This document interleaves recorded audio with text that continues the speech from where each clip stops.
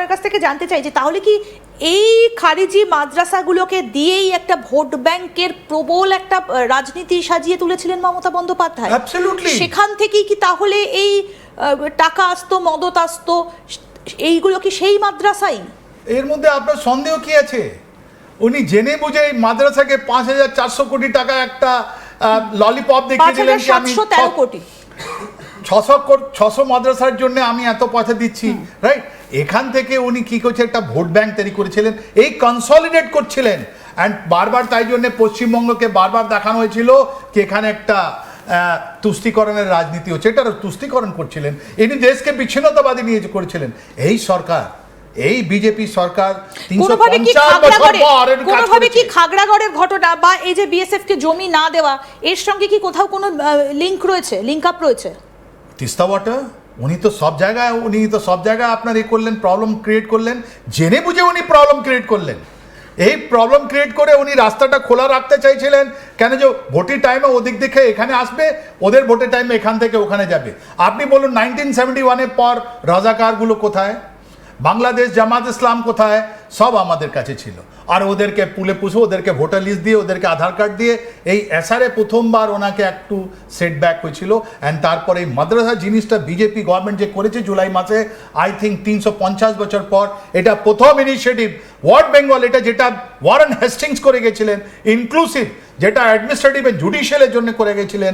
এই যে হবে এর মধ্যে যতগুলো খারিজি বা যেতগুলো আমরা বলছি কমই মাদ্রাসা, যেটা পরে ফান্ডিং দিয়ে তৈরি করা হতো, এটা বন্ধ করলে ওখানে যদি আইআইটি তৈরি করা হয়, ওখানে ক্লিনিক তৈরি করা হয়, ওখানে যদি কোনো আরও জিনিস তৈরি করা হয়, এরকম মাস্টার মশাই যাদের কাছে কোনো কোয়ালিফিকেশন নেই, এরা লক্ষ লক্ষ ছেলেদেরকে মিসগাইড করেছে, এরকম লোক যদি শেষ হয়, আমার তো মনে হয় এই বর্ডার এলাকায় 12টা ডিস্ট্রিক্ট বলছেন, অন্য জায়গায় এখান থেকে বুঝতে পারবে যে আমাদেরকে এই খারেজি মাদ্রাসা দরকার নেই, আমাদের দরকার আছে অলি মাদ্রাসা, ওটাও দরকার নেই। কেন যে ওদের সিস্টেম এখন থ্রি ল্যাঙ্গুয়েজ যেটা করা হচ্ছে, ওর মধ্যে আর তো কোনো নেই। ওর তাহলে কি তুলে দেওয়া হবে অনির্বাণ? তাহলে কি এই 10,000 খারিজি মাদ্রাসাগুলোর কি অবলুপ্তি? তাহলে কি তুলে দেওয়া হবে? যেগুলো একেবারে অনুমোদন নেই সেগুলোকে তুলে দেওয়া হবে এবং খুব তাড়াতাড়ি এটা নিয়ে ডিসিশন হবে। ইতিমধ্যেই প্রতিটি জেলা ভিত্তিক একেবারে কমিটি গঠন করে দেওয়া হয়েছে যে কোথাও গিয়ে যাতে কোনো রকম এরকম খারিজি মাদ্রাসা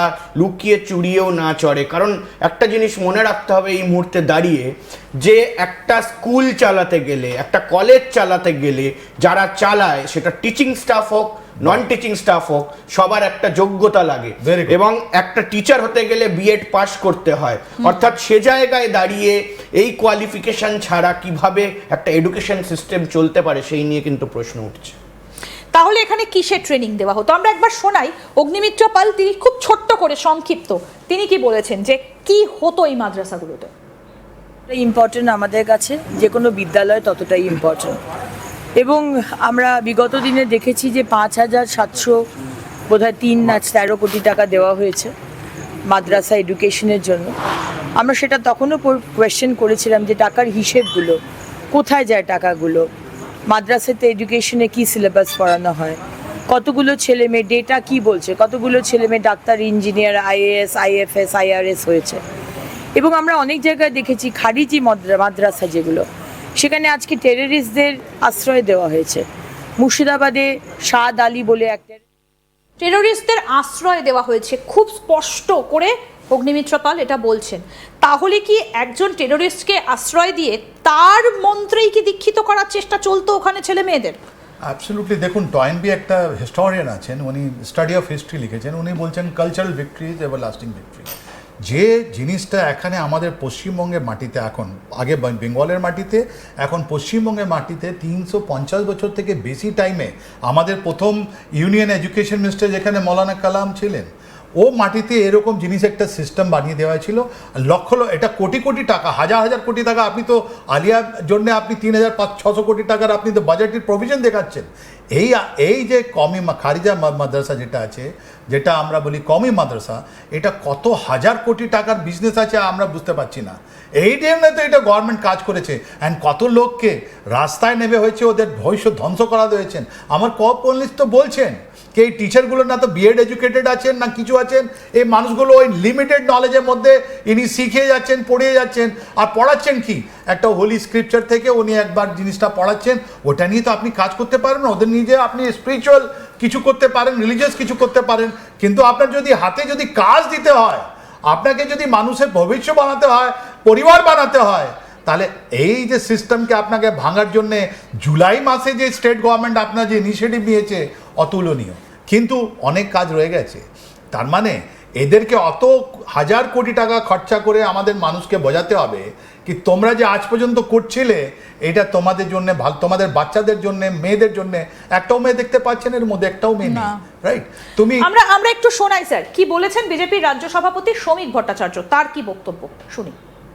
যেভাবে মৌলবাদ এর একটা বাড়বাড়ন্ত শুরু হয়ে গেছে পশ্চিমবঙ্গে, এবং যেভাবে হেড স্পিচ ছড়ানো হচ্ছে কোভিডকালের পরে কুচবিহারকে সেন্টার করে ভারতবর্ষের বিভিন্ন জায়গায় তারা মডিউল এস্টাবলিশ করে দিয়েছে, আইএসআইএস এর জঙ্গি ধরা পড়ছে, এবং এগুলোর আঁতুড়ঘর বিভিন্ন কিছু খারিজি মাদ্রাসা। আমি সবাইয়ের কথা বলছি, যেভাবে মৌলবাদ একদম শ্রমিক ভট্টাচার্যের কথাতেও অনির্বাণ স্পষ্ট।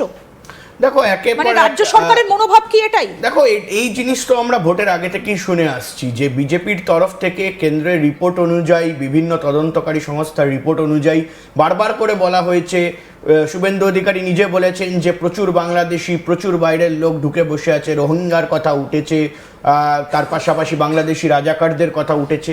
এই কথা তো এর আগে উঠেইছে। অর্থাৎ সে জায়গায় দাঁড়িয়ে কোথাও গিয়ে একটা ধর্মকে তোল্লা দেওয়া বা ধর্মের নাম করে কোথাও গিয়ে একটা দেশবিরোধী শক্তি তৈরি করা, সেই প্রশ্নটা কিন্তু একাধিকবার উঠেছে। এবং রাজ্যের যে সরকার এর আগে দায়িত্বে ছিল তাদের ভোট ব্যাংক রক্ষা করার স্বার্থে এই জিনিসগুলো করা হতো, এটাও বারবার করে বলা হয়েছে। কিন্তু এখন সম্পূর্ণ চিত্রটা কিন্তু বদলে গেছে এবং পুরোপুরিভাবে শুভেন্দু অধিকারীর সরকার, ভারতীয় জনতা পার্টির সরকার, তারা কিন্তু খুব একেবারে বলা যায় যে কঠোর আইন ব্যবস্থা এর বিরুদ্ধে আনবে বলে মনে করা হচ্ছে। শেষ প্রশ্ন স্যার আপনার কাছে, তাহলে কি ফান্ডিংটা এবার বন্ধ হচ্ছে, বা এই যে জেহাদি কার্যকলাপগুলো তাহলে কি এবার সেটা বন্ধ করা সম্ভব হবে বলে মনে হয়? দেখুন, আমরা তো অনেক জেহাদির সঙ্গে কথা বললাম, যারা ধরা পড়েছিল বা যারা কাসাবের সঙ্গেও কথা বললাম আমরা, রাইট? এরা কি করে, এদের একটা জিনিস আছে যে এরা একটা টপ লিডারশিপ যেটা আছে ওর মধ্যে ওরা পড়াশোনা করার লোক, ডক্টর মতন লোক রেখে দেয়, কিন্তু নিচু তলায় যেটা আছে, যেটা একটা ফিডার যেটা বলছি, যারা ফিল্ডে গিয়ে বন্দুক গুলি চালাচ্ছে, ওরা এরকম ইনোসেন্ট ছেলেগুলো আছে। আপনি আল কায়দা দেখেন, আল জওয়াহিরি কথা বলুন, ওসামা বিন লাদেন ইঞ্জিনিয়ার, আল জওয়াহিরি ডক্টর ছিল। আপনি বাংলাদেশের পাকিস্তান জামাত ইসলাম বাংলাদেশের যে আমির আছেন, যে বড় লোক আছেন, উনি ডক্টর না মেয়ে ডক্টর। কিন্তু জামাত ইসলাম বাংলাদেশের প্রত্যেকগুলো যে কাডার আছে, ছাত্র শিবির ছেড়ে দিন, আপনি অন্যগুলো যে কাডার আছে ওরা কি পড়াশোনা করে